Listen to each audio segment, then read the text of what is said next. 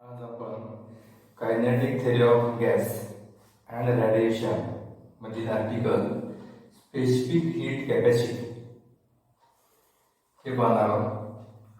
तर सुरुवातीला specific heat capacity ही आपण सॉलिडच्या बाबतीमध्ये चर्चा करू, नंतर गॅसकडे जाऊ.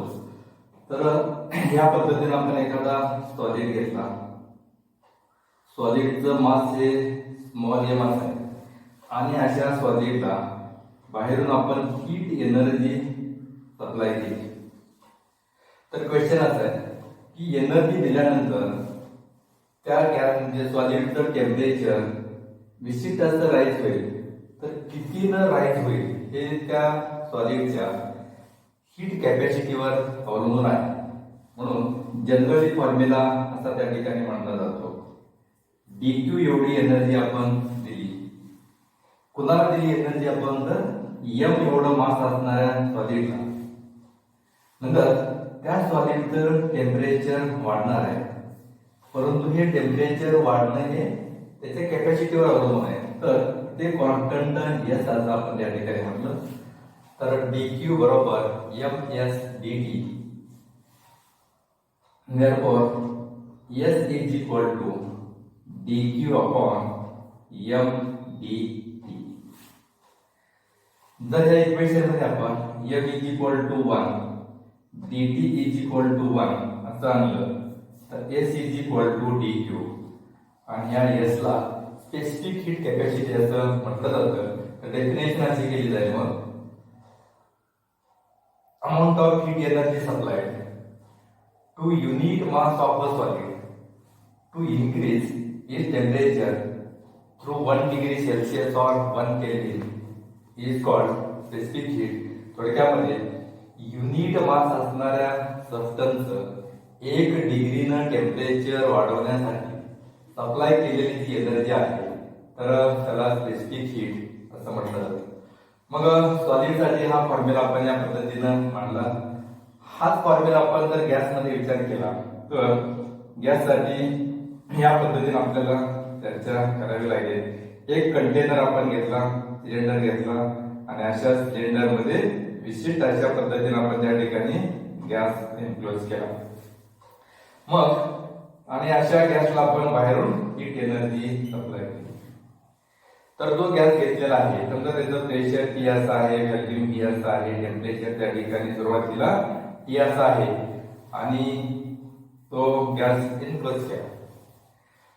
तर सॉलिडमध्ये जर पाहिलं आपण एनर्जी सप्लाय केल्यानंतर, तर त्या जो सॉलिड आहे त्याचं जे एक्सपान्शन आहे ते एवढ्या पद्धतीने विशिष्ट अशा पद्धतीने घडत नाही आणि फक्त तर त्या सॉलिडची इंटरनल एनर्जी त्या ठिकाणी चेंज होईल किंवा टेम्परेचर इन्क्रीज होतं. परंतु जर गॅसमध्ये आपण विचार केला तर एनर्जी सप्लाय केल्यानंतर त्या गॅसचं टेम्परेचर विशिष्ट असं इन्क्रीज होणार आहे, परंतु ते इन्क्रीज होत असताना प्रेशर मध्ये देखील कन्सिडरेबल चेंज होईल, व्हॅल्यूम मध्ये देखील त्या ठिकाणी कन्सिडरेबल त्या ठिकाणी चेंज होतो. आणि म्हणून तर गॅसच्या बाबतीमध्ये आपल्याला तर दोन टाईपच्या specific heat, two types of specific heat आपण त्या ठिकाणी विचारात घ्यावे लागतात.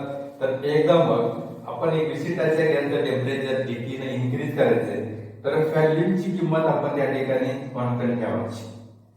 ज्यावेळेस व्हॅल्यूमची किंमत कॉन्स्टंट ठेवतो त्यावेळेसची स्पेसिफिक हीट आहे, तर त्याला म्हणतात specific heat at constant volume. आणि ज्यावेळेस प्रेशरची किंमत आपण कॉन्स्टंट ठेवतो आणि गॅसचं टेम्परेचर आपण dt ने इन्क्रीज करतो, त्यावेळेस स्पेसिफिक हीटला आपण specific heat at constant pressure असं त्या ठिकाणी म्हटलं जातं. तर याला सिम्बॉलिकली आपण त्या ठिकाणी दिलेलं Cv आणि Cp अशा पद्धतीनं डिनोट केलं जातं. मग नंतर थोडक्यामध्ये गॅसला दोन स्पेसिफिक हीट आहेत. ह्या दोनचे परत आणखी दोन वेगळ्या पद्धतीने आपण त्या ठिकाणी म्हणजे टाईप केले जातात. तर एक जो पहिला प्रकार आहे तर प्रिन्सिपल स्पेसिफिक हीट आणि दुसरा जो आहे त्या ठिकाणी तर molar specific heat. Molar specific heat मग ज्यावेळेस आपण कंटेनर मध्ये घेतलेला जो त्या ठिकाणी गॅस आहे आणि त्या गॅसचा आपण त्या ठिकाणी विशिष्ट अशा पद्धतीने ग्रॅम मध्ये वगैरे आपण त्या ठिकाणी घेतला, तर त्यावेळेचे जे स्पेसिफिक हीट आहे तर त्याला प्रिन्सिपल स्पेसिफिक हीट असं म्हणतात. आणि ज्यावेळेस घेतलेला गॅस आपण हा इन टर्म्स ऑफ मोल असेल त्यावेळेस त्या टाईपच्या स्पेसिफिक हीटला मोलर स्पेसिफिक हीट असं म्हणतात. मग प्रिन्सिपल मध्ये पण अशाच पद्धतीचं आहे. Principal specific heat at constant value, तर त्यासाठी त्या ठिकाणी आपल्याला SV असं सिम्बॉल आहे. आणि principal specific heat at constant pressure साठी तर SP असं सिम्बॉल त्या ठिकाणी वापरतात. आणि मोलर स्पेसिफिक हीट साठी तर CV ॲट कॉन्स्टंट व्हॅल्यू आणि CP ॲट कॉन्स्टंट प्रेशर अशा पद्धतीने त्या ठिकाणी सिम्बॉलचा वापर केला जातो.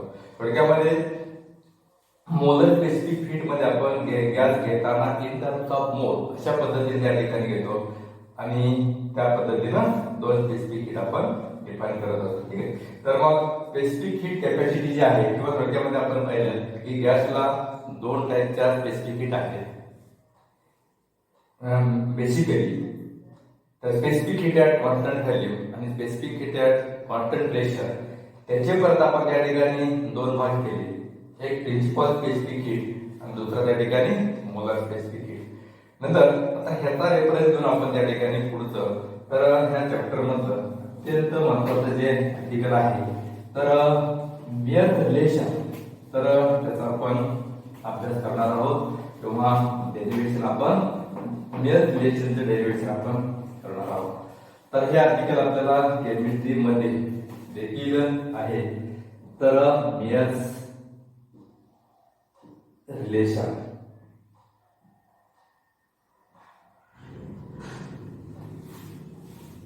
तर इथं सुरुवातीला आपण या पद्धतीने असा विचार करू. एक कंटेनर आपण घेतला, सिलेंडर घेतलाय, त्याच्यामध्ये अशा पद्धतीनं पिस्टन आपण त्या ठिकाणी राईट पिस्टन घेतला, त्याच्यामध्ये विशिष्ट अशा पद्धतीनं 1 मोल असा गॅस घेतला.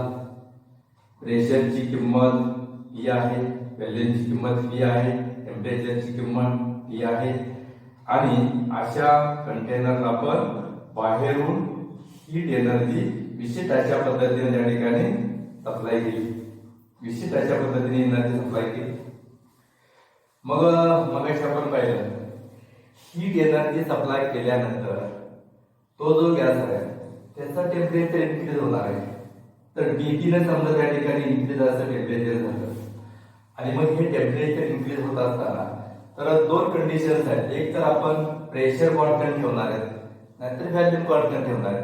तर सुरुवातीला काय करू आपण, व्हॅल्यूमची किंमत कॉन्स्टंट ठेवली आणि मग जी आपण हीट एनर्जी सप्लाय केलेली आहे त्याला आपण समजा थोडक्यामध्ये DQ1 असं म्हटलं. तर एवढी एनर्जी सप्लाय केली आणि सप्लाय केल्यानंतर त्या गॅसचं टेम्परेचर DT ने इन्क्रीज झालं आणि there is a no change in value, म्हणजे व्हॅल्यूम बदलण्याची संधी नाही.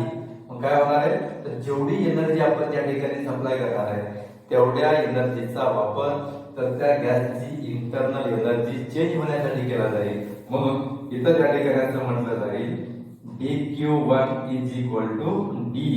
तर टोटल एनर्जीचा वापर इन्क्रीजिंग एनर्जी असं त्या ठिकाणी केला जाईल. परंतु इथं आपण म्हणतोय व्हॅल्यूमची किंमत कॉन्स्टंट ठेवलेली आहे. मग साधा फॉर्म्युला माग आपण त्या ठिकाणी पाहिला, इज DQ बरोबर मास into specific heat into rising temperature असा फॉर्म्युला आपण त्या ठिकाणी आता 11 मध्ये पाहिलेला आहे.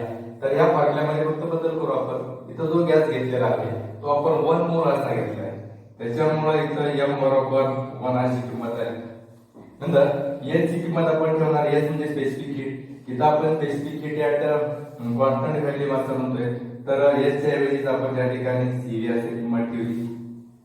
कितीनं टेम्परेचर वाढलं, डेल्टा T नं टेम्परेचर त्या ठिकाणी वाढलेलं आहे. किती एनर्जी सप्लाय केली, DQ1 अशी एनर्जी आपण त्या ठिकाणी सप्लाय केलेली आहे. म्हणून DQ1 बरोबर मग त्या टर्म आपण इथं मांडल्यानंतर M ची किंमत 1 आली, 1 इंटू CV इंटू DT. तर हेच काय झालं मग CV DT. मग दोन इक्वेशन आपण आले, DQ बरोबर D आणि DQ1 बरोबर CVD. एकत्रितपणे जर आपण मांडलं तर dq1 is equal to dE is equal to CV dt, याला इक्वेशन नंबर 1 असं म्हणू. आणि where CV is molar specific heat at constant temperature. मग नंतर दुसऱ्या केस मध्ये आपण त्या ठिकाणी विचार करू की हा आपण त्या ठिकाणी बरोबर या पद्धतीचा सिलेंडर आपण त्या ठिकाणी घेतलाय. पहिली कंडिशन या पद्धतीने आपल्याला व्हॅल्यू असं होतं, P एवढं प्रेशर, V एवढं त्या ठिकाणी व्हॅल्यू, T एवढं टेम्परेचर, आणि अशा गॅसला आपण एनर्जी आपण निश्चित अशा पद्धतीने dq अशी सप्लाय केली आणि त्याचं टेम्परेचर त्या गॅसचं आपल्याला dt ने इन्क्रीज करायचं. तर आता कंडिशन ठेवायची, pressure is equal to constant, जे प्रेशर कॉन्स्टंट ठेवा आणि एनर्जी सप्लाय. तर ज्यावेळेस आपण प्रेशर कॉन्स्टंट ठेवणार आहे याचा अर्थ काय, व्हॅल्यूम बदलण्यास संधी आहे. मग इथं आपण हा जो त्या ठिकाणी सुरुवातीला इनिशियल असा पिस्टन होता, परंतु व्हॅल्यूम बदलण्यासाठी संधी असल्यामुळं हा पिस्टन अशा पद्धतीनं अपवर्ड डायरेक्शन मध्ये जाईल आणि there is a change in small volume dV. जे सुरुवातीला P एवढं व्हॅल्यूम होतं, परंतु इथं dV एवढा त्या ठिकाणी there is a change in volume सगळे. आणि मग इथं आपल्याला असं म्हणताय किती एनर्जी सप्लाय केली आपण, dQ2. मग ह्या एनर्जीचा वापर दोन प्रकारे त्या ठिकाणी केला जातो. एक तर ह्या गॅसचं जे आहे टेम्परेचर इंटरनल एनर्जी त्या ठिकाणी इन्क्रीज होईल, तर dE एवढं त्या ठिकाणी इंटरनल एनर्जी इन्क्रीज झाली. आणि दुसरं there is a small amount of work done, काही प्रमाणामध्ये त्या ठिकाणी वर्क डन त्या ठिकाणी केलं जाईल आणि ते वर्क डन दिलं आपण dW. तर dQ2 is equal to dE plus dW. मग इथं पाहिलं आपण किती वर्क डन झालं, तर थोडक्यामध्ये P एवढं प्रेशर होतं आणि तो जो गॅस आहे त्या ठिकाणी dV ने एक्सपांड झाला, म्हणून इथं त्या ठिकाणी दिलं जातं small amount of work done dW is equal to P dV. मग इथं असं लिहिलं जाईल, तर dQ2 is equal to change in internal energy dE plus P dV असं इक्वेशन आलं, त्याला इक्वेशन नंबर 2 असं म्हणतात. परंतु इथं देखील आपण त्या ठिकाणी स्पेसिफिक हीटच्या बाबतीमध्ये आपण म्हणजे विचार केला, तर इथं जी एनर्जी आहे ना dQ2, तर इथं काय झालं आपल्याला, एवढी एनर्जी दिल्यानंतर हा फॉर्म्युला आला dQ बरोबर ms डेल्टा T. इथं देखील आपण त्या ठिकाणी दिलं. मग dQ2 बरोबर किती युनिट मोल, म्हणजे 1 मोल ऑफ गॅस असल्यामुळे 1 ऍट कॉन्स्टंट प्रेशर असल्यामुळे त्या ठिकाणी Cp dt ने त्या ठिकाणी बरोबर टेम्परेचर इन्क्रीज झालं, म्हणून dQ2 बरोबर Cp dt इक्वेशन नंबर. आता बघ इथं देखील Cp म्हणजे काय, molar specific heat at constant pressure. Equation number 2 आणि इक्वेशन नंबर आपण त्या ठिकाणी 3 वरनं अशा पद्धतीने लिहिता येईल, dQ2 is equal to dE plus P dV is equal to Cp dt. तर आता ह्याला इक्वेशन नंबर आपण 4 असं म्हणतो. मग इक्वेशन नंबर 4 आणि इक्वेशन नंबर जे 1 आहे त्या दोन्हीमध्ये आपण त्या ठिकाणी कॉम्बिनेशन केलं, विशिष्ट असा विचार केला, रिअरेंजमेंट केली, तर असं त्या ठिकाणी तर DE म्हणजे काय, DE बरोबर CV dt. Therefore CV dt is plus इथं काय त्या ठिकाणी आहे P dP is equal to Cp dt. नंतर रिअरेंजमेंट केली आपण, बाजूमध्ये आता बदल केली, Cp dt is equal to Cv dt plus P dP. मग ही टर्म आपण Cv या साइडला आणली, Cp dt minus Cv dt is equal to P dP. तर dt कॉमन काढला, Cp minus Cv into dt is equal to P dV equation number 5. नंतर हे आपलं ideal gas equation for 1 mole of gas, तर PV is equal to RT. Equation number आपल्याला 6 असं म्हटलं. तर इथं आपण पाहिलं की जर व्हॉल्यूम बदललं तर त्या प्रोपोर्शन मध्ये त्या ठिकाणी टेम्परेचर बदलणार आहे. प्रेशरची किंमत आपण त्या ठिकाणी कॉन्स्टंट ठेवली म्हणून या इक्वेशन मध्ये आपल्याला असं लिहिता येईल PdV is equal to RdE. म्हणजे प्रेशर कॉन्स्टंट ठेवलंय, R हा त्या ठिकाणी युनिव्हर्सल गॅस कॉन्स्टंट आहे, तर PdV is equal to RdT. तर त्याला इक्वेशन नंबर आपण त्या ठिकाणी 7 असं म्हटलं. इक्वेशन 5 आणि इक्वेशन 7 चा विचार केला तर असं लिहिता येईल आपल्याला Cp minus Cv into dt is equal to RdE. तर या साईडला dt हा dt कॅन्सल झाला, तर Cp minus Cv is equal to R. Equation number 8. तर this is the Mayer relation. इथं आपण पाहिलं तर Cp minus Cv is equal to R. तर molar specific heat at constant प्रेशरची किंमत मोर आहे at molar specific heat at constant value. तर Cp minus Cv is equal to R. तर या पद्धतीनं इक्वेशन आलं. परंतु जर इथं आपण पाहिलं हीट एनर्जी सप्लाय केल्यानंतर there is a change in internal energy आणि देर इज अ वर्क. मग एनर्जी आणि वर्क जर आपण त्या ठिकाणी पाहिलं जर हे एका युनिट मध्ये असतील तर Cp मायनस C बरोबर R असेल. जर सप्लाय केलेली एनर्जी जर आपण त्या ठिकाणी कॅलरी मध्ये असेल आणि वर्क डनची किंमत जर त्या ठिकाणी जूल मध्ये असेल तर याच्यामध्ये आपल्याला मॉडिफिकेशन करावं लागेल आणि ते असं Cp minus Cv is equal to R upon J. तर where J is a mechanical equivalent of heat. तर मेअर रिलेशन आपण या पद्धतीनं आणलं जाईल.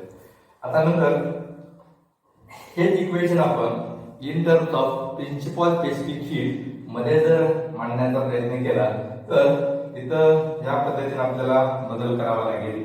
तर molar specific heat at constant pressure Cp is equal to तर मॉलिक्युलर वेट किंवा molar mass into specific heat principal specific heat at constant pressure आणि molar specific heat at constant volume बरोबर त्याच पद्धतीनं molar mass into principal specific heat at constant value.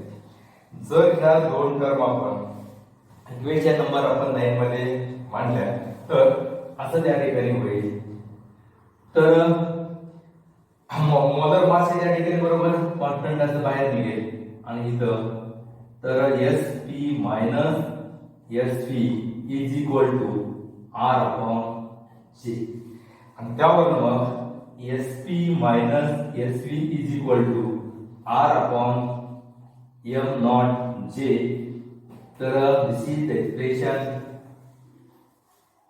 for mere relation in terms of principal specific heat at constant pressure and principal specific heat at constant value.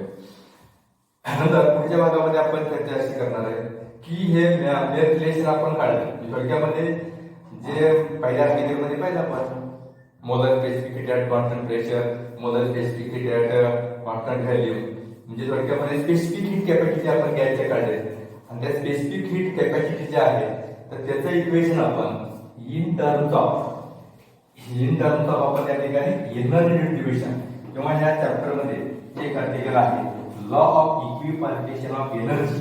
तर त्याचा वापर करून आपण तर specific heat साठी आपण इक्वेशन म्हणजे काढणार आहोत. हे इक्वेशन काढताना सुरुवातीला आपण विचार असा करणार आहे तर मोनो ॲटॉमिक गॅस. तर ए नंबर मध्ये असा विचार करू आपण स्पेसिफिक हीट साठी. मग तर मोनो ॲटॉमिक गॅस साठी आपल्याला काय करायचं स्पेसिफिक हीटची जे molar specific heat at constant pressure at constant value तर त्यासाठी आपल्याला डेरिव्हेशन करायचंय. तर सुरुवातीला लागणाऱ्या टर्म थोड्या मेन्शन करतो नंतर आपण त्या स्पेसिफिक हीट कडे जाऊ. तर असा एक त्या ठिकाणी कॉन्सेप्ट आहे degree of freedom. Degree of freedom आणि ह्या डिग्री ऑफ फ्रीडम आर्टिकल झाल्याशिवाय आपण त्या ठिकाणी एनर्जीची किंमत किंवा कशी एनर्जी डिस्ट्रीब्यूट झाली आपण कळू शकणार नाही. मग नॉर्मली आपण असा विचार करू डिग्री ऑफ फ्रीडम डिफाइन करत असताना की एखादी बॉडी किंवा मॉलिक्यूल किंवा पार्टिकल घेतलाय आणि तो पार्टिकल स्ट्रेट लाईन मध्ये अशा पद्धतीनं तर तो त्या ठिकाणी मोशन करतोय. मग हा जो पार्टिकल आहे या पार्टिकलची मोशन मला डिस्क्राईब करायची आणि तो स्ट्रेट लाईन मध्ये जातोय.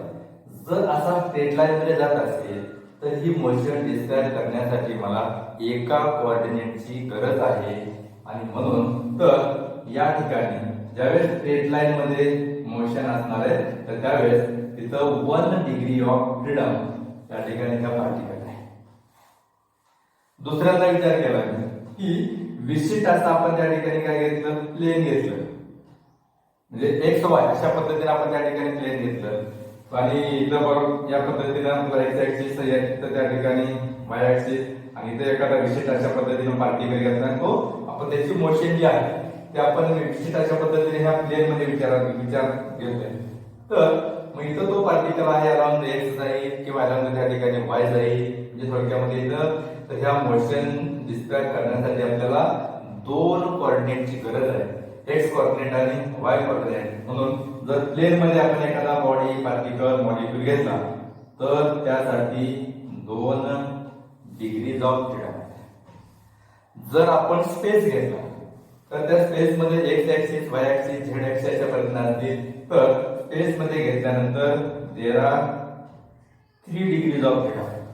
तर अशा पद्धतीनं तर 3 डिग्री म्हणजे 1 डिग्री 2 डिग्री 3 डिग्री. थोडक्यात डिग्री ऑफ फ्रीडम म्हणजे काय, एखाद्या पार्टिकलची मोशन डिस्क्राईब करण्यासाठी उपलब्ध आवश्यक असणारे कोऑर्डिनेट हे आपल्याला त्या ठिकाणी आपल्याला गरजेचे आहेत. तर these are the degrees म्हणजे total number of different ways in which the particle आपण त्या ठिकाणी कोऑर्डिनेटच्या बाबतीमध्ये कशा पद्धतीनं ही प्रेझेंट करू शकतो.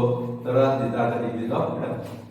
मग इथं आपण मोनो ऍटॉमिक गॅस साठी स्पेसिफिक हीटचं मला इक्वेशन काढायचं, स्पेसिफिक हीटचं इक्वेशन काढायचंय. मग त्यासाठी मोनो ऍटॉमिक गॅस घेतला आपण आणि तो बरोबर आपण विशिष्ट कंटेनर मध्ये घेतला.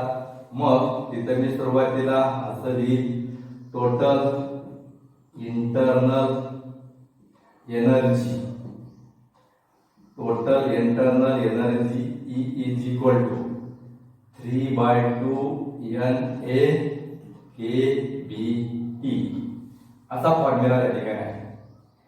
तर किंवा याच्या अगोदर आपण डेरिव्हेशन पाहिलं, energy per energy is equal to 3/2 NA KBT असं आपण पाठीमागे इक्वेशन काढलं. तर एवढी एनर्जी पर मॉलिक्यूल तर त्या ठिकाणी आहे. मग मला मोनो ऍटॉमिक गॅस साठी इक्वेशन काढायचं. मग इथे मी असं त्या ठिकाणी म्हणजे लॉ ऑफ इक्विलिब्रियम पासूनचा थोडा रेफरन्स आपण त्या ठिकाणी घेऊ. तर एका डिग्री ऑफ फ्रीडम किंवा त्यात energy is equally distributed in all components. तर तसं एका कंपोनंटला एनर्जी त्या ठिकाणी हाफ केबीटी अशी असते. तर थोडक्यामध्ये मोनो ऍटॉमिक गॅस आपण घेतल्यानंतर तर त्याला 3 डिग्रीज ऑफ फ्रीडम त्या ठिकाणी असतात. एका डिग्री ऑफ फ्रीडमची किंमत हाफ केबीटी. त्यामुळे 3 डिग्रीज ऑफ फ्रीडम त्या ठिकाणी ट्रान्सलेशनल मोशन आहे, त्यामुळे 3 डिग्रीज ऑफ फ्रीडम आहे. तर त्यासाठी मग 3/2 तर NA × KBT अशी एनर्जी त्या ठिकाणी. तर E इज इक्वल टू मग तर 3/2 NA KBT अशा पद्धतीने. नंतर आपण किंमत पाहिली CV बरोबर मगाशी एक फॉर्म्युला आपण त्या ठिकाणी पाहिला कुठला, तर समजा आपण एनर्जी त्या ठिकाणी हा formula dQ is equal to CV dt. इथेच आपण काय करू, फक्त किती एनर्जी दिलेली आहे तर E बरोबर त्या ठिकाणी जर CV दिलेली आहे तर इथं इनडायरेक्ट असं त्या ठिकाणी होईल CV बरोबर त्याला देखील आपण त्या ठिकाणी डेरिव्हेटिव्हच्या भाषेमध्ये dE/dt अशा पद्धतीनं मांडण्याचा प्रयत्न करा. मग E बरोबर 3/2 NA KBT असा फॉर्म्युला आहे. जर तो आपण या पद्धतीनं मांडण्याचा प्रयत्न केला तर therefore CV बरोबर dE/dt बरोबर हा T या साईडला आला तर 3/2 NA KBT. But R is equal to NA into KB. Therefore CV is equal to 3/2. याच्याऐवजी आपण त्या ठिकाणी R म्हटलं, इक्वेशन नंबर 2. तर थोडक्यामध्ये CV ची किंमत काढली आपण 3/2 R. नंतर मेअर रिलेशनचा वापर करायचा. CP - CV is equal to R. मग ह्या इक्वेशन मध्ये आपण Cv ची किंमत ठेवा. Cp minus 3/2r is equal to r. Therefore, Cp is equal to r plus 3/2r is equal to हे समान केला आपण तर 5/2r. तर Cp बरोबर 5/2r इक्वेशन नंबर. मग इथं आपण पाहिलं नंतर एडियाबॅटिक कॉन्स्टंटची किंमत काढायची मला. Adiabatic constant gamma is equal to Cp upon Cv. तर 5/2r upon 3/2r. r get cancel, 2 get cancel. therefore gamma is equal to 5/3. तर या पद्धतीने आपण मोनोएटॉमिक गॅससाठी एडियाबॅटिक कॉन्स्टंटची किंमत आपण 5/3 किंवा Cp आणि Cv च्या किमती आपण त्या ठिकाणी काढलेल्या आहेत. नंतर दुसऱ्या भागामध्ये आपण घेणार आहे तर मोनो नंतर घेणार आहे आपण डाय ॲटॉमिक गॅस. आणि त्या डाय ॲटॉमिक साठी आपण अशाच पद्धतीनं इक्वेशन काढणार आहे. तर डाय ॲटॉमिक गॅस साठी Cp आणि Cv ची किंमत आपल्याला काढायची. आता प्रत्येक ठिकाणी लक्षात ठेवायचं की फक्त एनर्जीची टोटल इंटरनल एनर्जीची किंमत आपल्याला इथं व्यवस्थित मांडता आली की मग आपल्याला पुढे Cp आणि Cv च्या किमती काढता येतात. तर मग इथं त्या ठिकाणी टोटल एनर्जी इंटरनल बरोबर 3/2 Na kBT प्लस तर 2/2 Na kBT. तर अशी एनर्जी आहे. इथं असं गृहीत धरले डायॲटॉमिक गॅस म्हणजे कुठला O2 N2 CO HCl. तर इथं त्या ठिकाणी मग टोटल इंटरनल एनर्जी बरोबर अशा पद्धतीने त्या ठिकाणी फॉर्म्युला मांडलाय. हेच मला एक्सप्लेनेशन डिग्री ऑफ फ्रीडम मध्ये पाहिजे. तर डायॲटॉमिक गॅस मध्ये there are 3 translational degrees of freedom आणि 2 rotational degrees of freedom.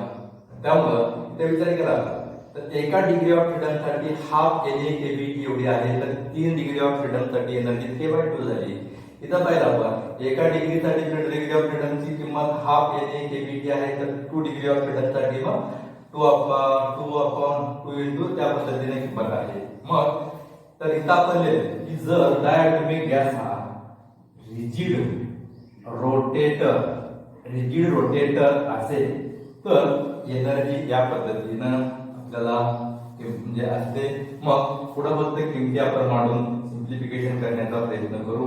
E बरोबर इथं 3/2 त्या ठिकाणी बाकीच्या टर्म सेम आहेत. हे समान आपण त्या ठिकाणी केला. इथे झालं 5/2 Na kB. आता याच्यावर Cv ची किंमत काढायची आपल्याला. तर Cv बरोबर dE/dt. dV/dt ची किंमत काढल्यानंतर 5/2 Na kB. But Na into kB is equal to r. Therefore E is equal to 5/2r. अशा पद्धतीनं आपल्याला Cv ची किंमत. नंतर Cp ची किंमत काढायची. तर Cp minus Cv is equal to r relation. मग आपण इथं फक्त किंमत ठेवू. तर Cp minus 5/2r is equal to r. Therefore Cp is equal to r plus 5/2r is equal to 7/2r. Equation number 2. आणि त्यानंतर adiabatic constant gamma is equal to Cp upon Cv.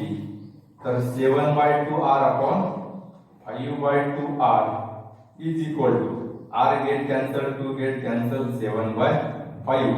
Equation number.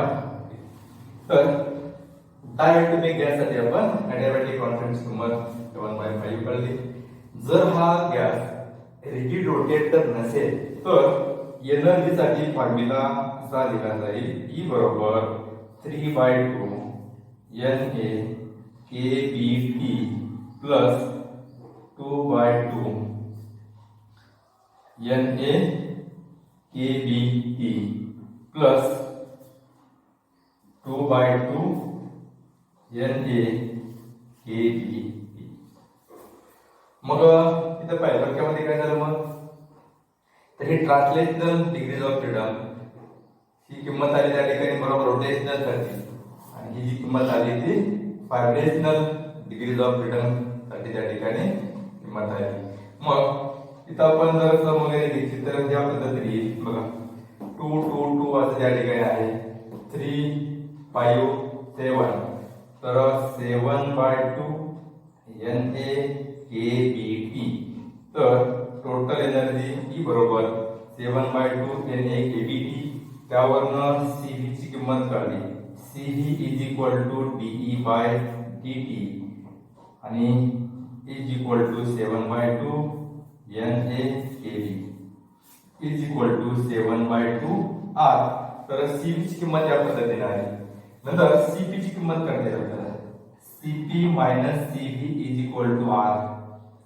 तर therefore CP minus 7/2 R is equal to R. Therefore CP is equal to R plus 7/2 R is equal to, तर 9/2 R अशा पद्धतीने किंमत आली. नंतर adiabatic constant gamma is equal to CP upon CV. तर 9/2 R upon 7/2 R is equal to 9/7. तर अशा पद्धतीनं डायटॉमिक गॅससाठी आपल्याला ॲडियाबॅटिक कॉन्स्टंटची किंमत करता येईल. नंतर 3 नंबर जे आहे तर पॉलीॲटॉमिक गॅस. तर पॉलीॲटॉमिक गॅससाठी आपण सी मध्ये विचार करणार आहे. पॉलीॲटॉमिक गॅससाठी तर प्रिन्सिपल, तर energy given by total internal energy of polyatomic gas is given by E is equal to 3/2 NA KBT plus, म्हणजे थोडक्यामध्ये ट्रान्सलेशनल मोशन मुळे 3/2 NA KBT अशी एनर्जी, रोटेशनल मोशन मुळे त्या ठिकाणी 3/2 NA KBP एवढी त्या ठिकाणी एनर्जी असेल, आणि व्हायब्रेशनल मोशन मुळे किंवा त्या ठिकाणी F डिग्रीज ऑफ फ्रीडम आहे, तर F इंटू NA KBT काही कसं म्हणतात बघा, तर 2 न डिवाइड केल्याने 2 न त्या ठिकाणी मल्टिप्लाय केलं तरी त्या ठिकाणी 2 ला 2 त्या ठिकाणी कॅन्सल होईल. म्हणजे व्हायब्रेशनल मध्ये काय असतं, एका डिग्री ऑफ फ्रीडम साठी तर हाफ असे येत नाही त्या ठिकाणी, तर 1 NA KBT या पद्धतीने आपल्याला इक्वेशन येतं. तर आपल्या बुक मध्ये इथं अशा पद्धतीने लिहिले 2/2 कॅन्सलच होईल. मग एनर्जी E बरोबर टोटल एनर्जी बरोबर त्या ठिकाणी लिहिलं, तर 3 आणि 3 6/2 म्हणजे 3 NA KBT. तर ह्या दोघांसाठी ही किंमत आली, प्लस इथं आपण त्या ठिकाणी पाहिलं F इंटू NA KBT. दोघांमध्ये आपण कॉमन काढलं तर 3 प्लस F असं आलं NA KBT. तर टोटल एनर्जी बरोबर 3 प्लस F NA KBT असं आलं. त्याच्यावर मला CV ची किंमत काढायची, CV is equal to DE/dt. याचा डेरिव्हेटिव्ह आपण त्या किंमत दिल्यानंतर 3, तर 3 plus F into NA KB. NA KB ची किंमत R ठेवली, तर 3 plus F into R, equation number 1. तर CV ची किंमत अशी आहे, CP ची किंमत करता येईल आपल्याला, CP minus CV is equal to R. therefore CP minus, तर इथं 3 plus F into R is equal to R. therefore CP is equal to R plus 3 plus F into R is equal to, तर 3 इथं आपण दिलं R plus multiplication करा 3R plus FR is equal to 3 plus 1 4, तर 4R plus FR is equal to 4 plus F into R. therefore Cp is equal to 4 plus F into R. Therefore adiabatic constant is equal to Cp upon Cv. तर 4 plus F into R upon किंमत ठेवली आपण 3 plus F into R. R get cancel. Therefore 4 plus F upon 3 plus F. तर this is the expression for adiabatic constant.